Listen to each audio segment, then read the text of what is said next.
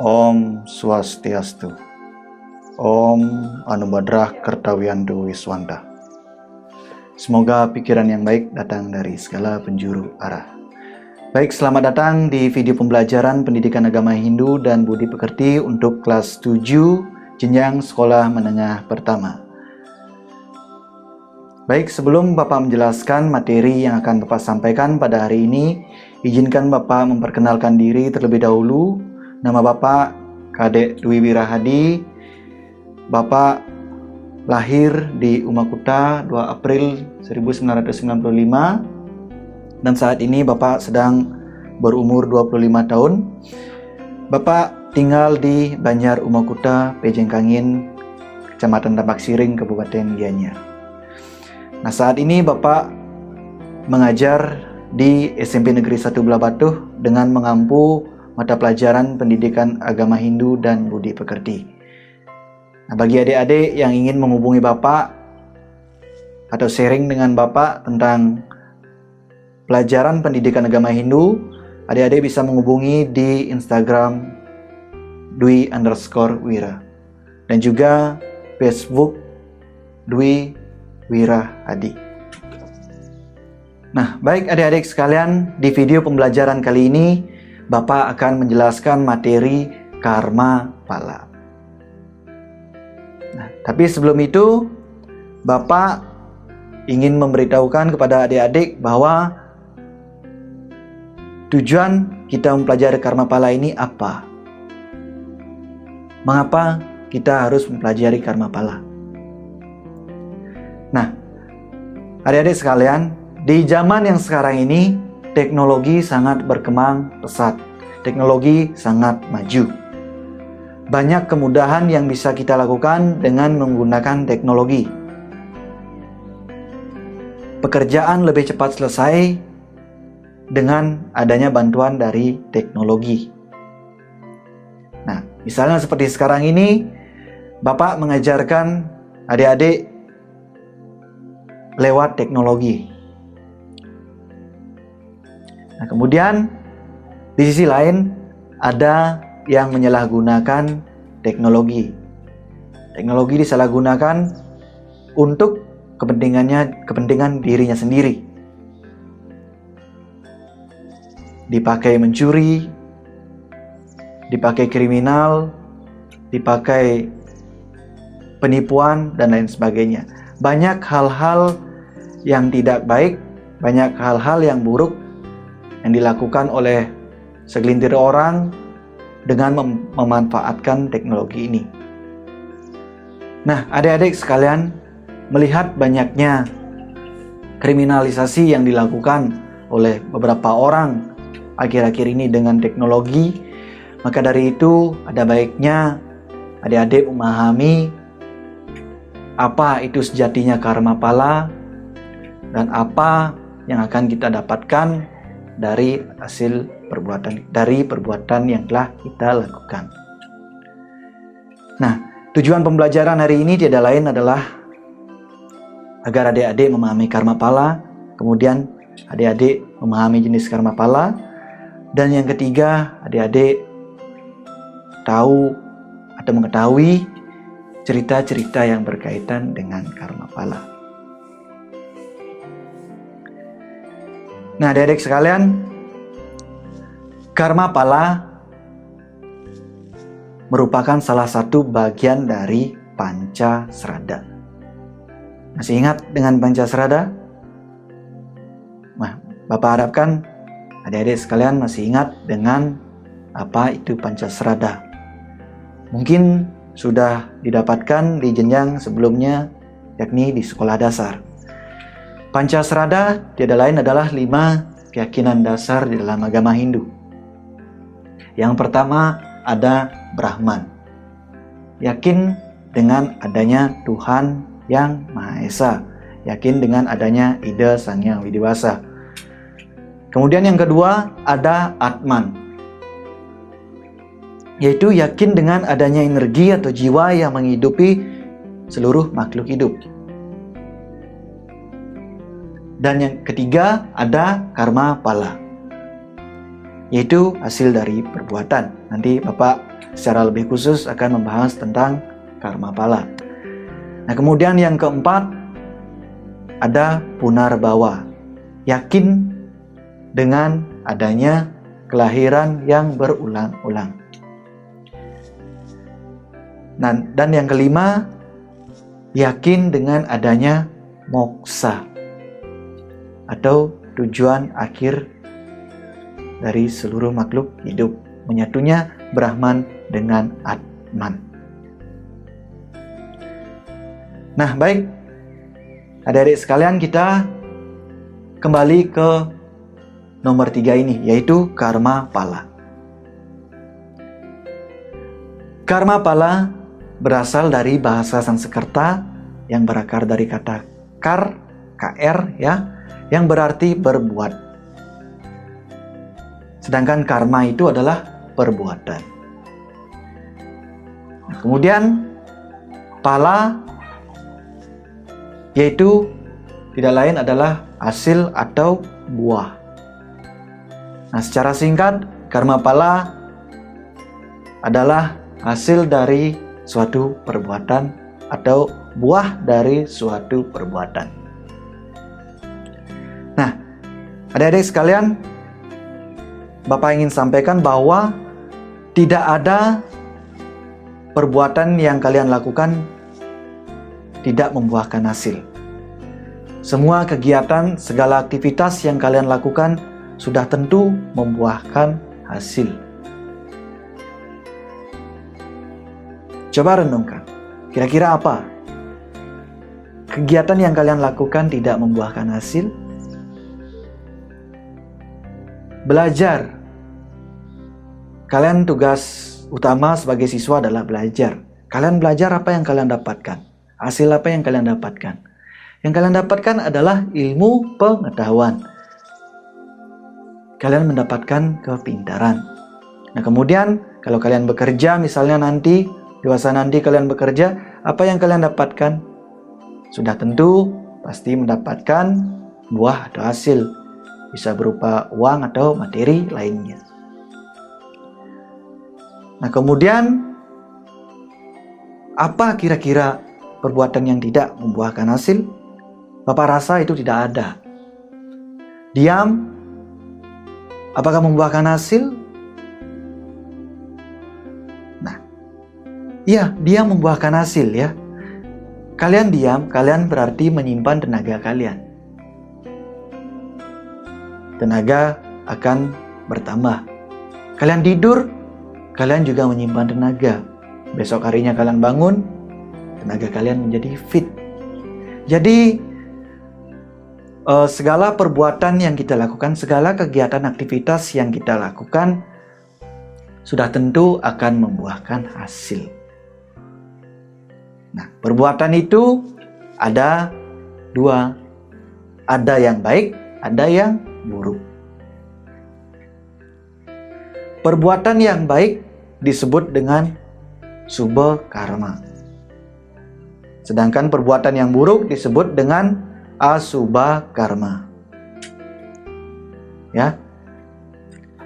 Nah, apabila kita sering berbuat baik atau menjalankan subha karma ini, maka hasil baiklah yang kita dapatkan.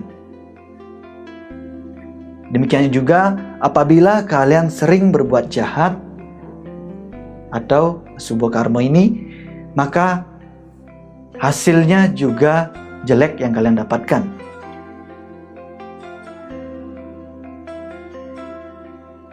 Nah, kalian bisa simak gambar ini.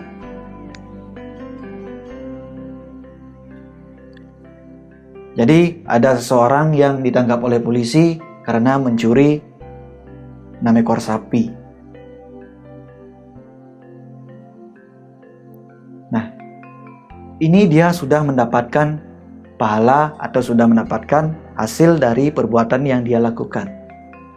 Nah, kemudian ini ada berita pembunuhan. Ini juga ditangkap oleh polisi karena dia melakukan hal yang tidak baik. Nah, karma pala itu hukumnya sangat rahasia. Karma pala juga disebut dengan hukum sebab akibat. Jadi apa yang kita lakukan sudah tentu mendapatkan hasil. Tetapi hasil yang kita dapatkan itu kita tidak mengetahui. Itu adalah sifatnya rahasia. Itulah keunikan dari hukum karma pala. Kalau di manusia, kalau di makhluk hidup itu dinamakan hukum sebab akibat, ya. Kemudian di alam semesta ini kita juga mengenal dengan adanya hukum alam, yaitu reda. Nah itu, karma pala, Bapak bilang seperti tadi bahwa karma pala itu sifatnya sangat rahasia. Kita tidak mengetahui kapan kita akan mendapatkan hasil dari perbuatan yang kita lakukan.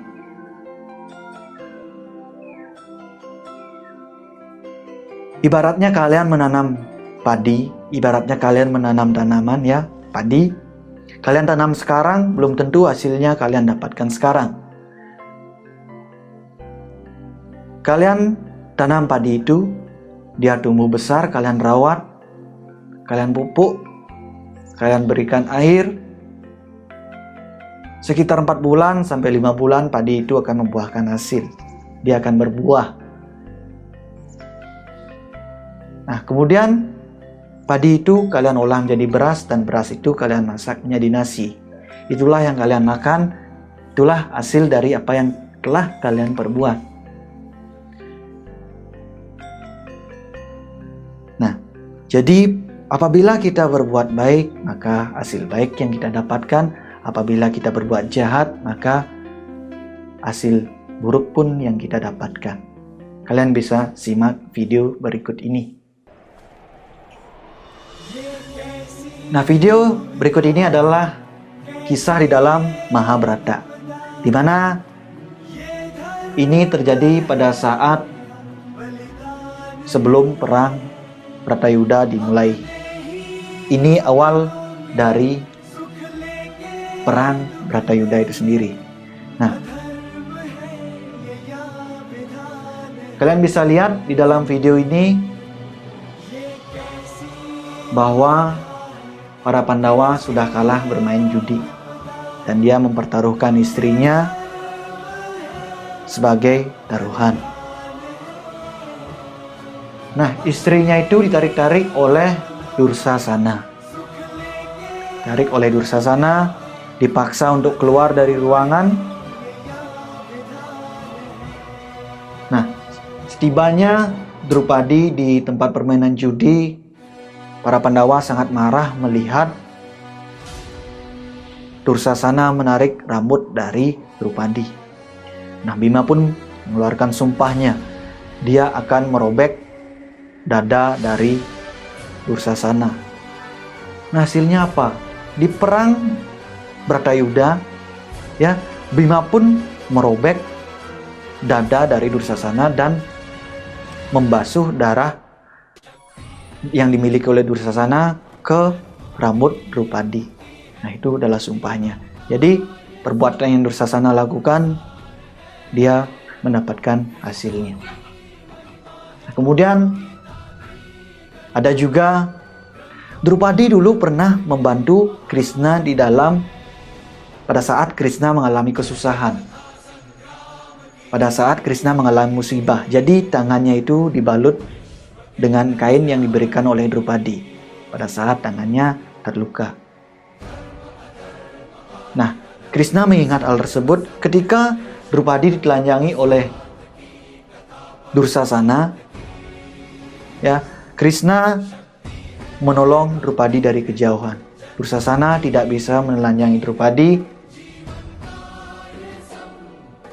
Kain yang dikenakan atau baju yang dikenakan Drupadi tidak habis-habis sampai Dursasana dan saudara-saudaranya itu mengalami kelelahan. Nah, jadi kalian bisa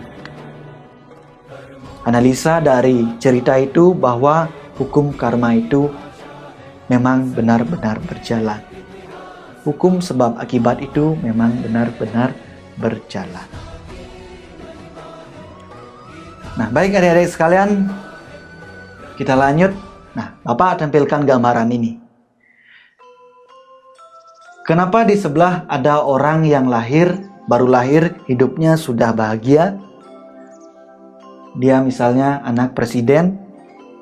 Nah, kemudian di sampingnya, kenapa ada orang lahir yang baru lahir, tubuhnya sudah ada kekurangan, cacat ya. Kenapa demikian? Kenapa Tuhan tidak menciptakan manusia itu dengan sama? Artinya memiliki kesempurnaan yang sama, memiliki kaki yang sama, kaki yang jumlahnya sama, tangan jumlahnya sama, mata dan anggota tubuh lainnya. Nah, mengapa ada orang yang lahirnya cacat? Nah, dari itu kita bisa menganalisa bahwa memang hukum karma itu berjalan. Nah, kelahiran orang ini, ya, kedua orang ini. Yang pertama, orang yang lahir dengan sempurna, dia merasa bahagia lahir di kalangan keluarga yang mampu. Mereka itu adalah orang-orang yang lahir dari surga. Nah, orang yang lahir dari surga disebut dengan surga Ciuta. Kemudian di sampingnya ada orang yang baru lahir cacat. Nah, dia merupakan kelahiran dari neraka, yaitu yang disebut dengan neraka Ciuta. Nah, jadi kita di dalam agama Hindu patut meyakini bahwa surga dan neraka itu memang benar-benar ada. Nah, apa yang perlu kita lakukan agar mendapatkan surga? Apa yang perlu kita hindari agar kita tidak terjerumus ke neraka? Nah, baik adik-adik, di dalam kehidupan ini kita sudah tentu mengenal adanya larangan, sudah tentu mengenal mana yang baik dan mana yang buruk. Nah, kita sebagai manusia mempunyai hidup. Kita ini adalah makhluk yang utama di antara makhluk lainnya. Karena kita mempunyai pikiran. Kita bisa membedakan mana yang baik dan mana yang buruk. Apakah hewan bisa membedakan mana yang baik dan mana yang buruk? Tidak ya, karena hewan itu tidak mempunyai hidup. Paling tidak hewan hanya bisa membedakan mana yang boleh dimakan, mana yang tidak boleh dimakan. Nah, jadi bersyukurlah kalian menjadi manusia karena kalian sudah mempunyai hidup atau pikiran. Nah, kita hidup di dunia ini, tujuan kita hidup tiada lain adalah memperbaiki dosa-dosa yang telah kita perbuat, memperbaiki diri kita agar kita mendapatkan tempat yang baik. Apabila adik-adik selalu berbuat baik, apabila adik-adik melakukan kegiatan yang positif, yang berguna bagi diri sendiri maupun orang lain, nah sudah tentu hasilnya nanti adik-adik akan mendapatkan tempat yang baik di suatu saat nanti. Nah, begitupun juga apabila adik-adik sering melakukan kejahatan, misalnya mencuri, berbohong, menipu orang lain, adik-adik sudah tentu akan mendapatkan hasil yang tidak baik, dan di saat ajal menjemput nanti, adik-adik akan mendapatkan tempat yang buruk. Nah, masih ingat dengan cerita perjalanan Panca Pandawa menuju surga dan neraka? Nah, ini cerita ada di dalam Parwa bagian terakhir yang tidak tayang di televisi ya, yang dinamakan Surga Yowana Parwa. Nah, di dalam cerita ini diceritakan bahwa para Pandawa mendapatkan neraka, kemudian para Korawa yang mendapatkan surga. Nah, mengapa hal itu bisa terjadi? Bertanyalah Sang Yudhistira kepada Dewa Siwa, kenapa saudara saya dibawa ke neraka Sementara para Korawa yang sering berbuat jahat mendapatkan surga. Mengapa demikian? Nah, dijawablah oleh Dewa Siwa bahwa surga yang didapatkan oleh para Korawa dan neraka yang didapatkan oleh para Pandawa untuk saat ini adalah sementara. Nah, kenapa bisa Pandawa mendapatkan neraka padahal dia sering berbuat baik? Nah, ada kesalahan-kesalahan, ada sedikit kejahatan yang dilakukan oleh para Pandawa, sehingga para Pandawa itu dihukum terlebih dahulu di neraka. Barulah para Pandawa mendapatkan surga. Sementara para Korawa, dia hanya mendapatkan surga sebentar. Nah, karena para Korawa juga pernah berbuat baik. Perbuatan baiknya apa? Dia mencintai keluarganya. Dia mencintai apa yang dia punya. Nah itu. Kemudian setelah mendapatkan surga dan neraka sementara itu, para Korawa dikirim ke neraka dan para Pandawa akhirnya mendapatkan surga. Nah, berkaca dari cerita itu, jadi kita sebagai manusia, segelintir perbuatan jahat yang kita lakukan sudah tentu mendapatkan hasil pula di alam nanti. Jika kalian tidak mendapatkan di alam sekarang, nanti akan kalian dapatkan. Dalam teks Sara Samusaya disebutkan, apan ikang dadi wang utama juga nia. Dimitaning mangkana, wenang tumulung waknya saking sangsara, maka saning suba karma. Hingging kota maning dadi wang ika. Sesungguhnya menjadi manusia adalah hal yang sangat utama. Mengapa demikian? Sebab hanya manusia yang dapat memperbaiki dirinya dengan jalan berbuat baik. Itulah keutamaan dari manusia. Nah, baik adik-adik sekalian, demikian yang dapat Bapak sampaikan pada video pembelajaran ini. Jadi Bapak harapkan adik-adik bisa mengetahui apa itu sejatinya karma pala dan bagaimana hasil yang kalian dapatkan dari kegiatan atau perbuatan yang telah kalian lakukan. Nah, di video pembelajaran selanjutnya akan dibahas mengenai jenis-jenis karma pala. Mudah-mudahan dalam video pembelajaran ini sebagai awal, adik-adik bisa memahami apa itu karma pala. Nah, baik adik-adik, demikian penjelasan dari Bapak. Apabila ada kesalahan kata, baik disengaja maupun tidak sengaja, Bapak mohon maaf. Akhir kata, Bapak ucapkan terima kasih. Bapak tutup dengan Parama Santi. Om Santi, Santi, Santi, Om.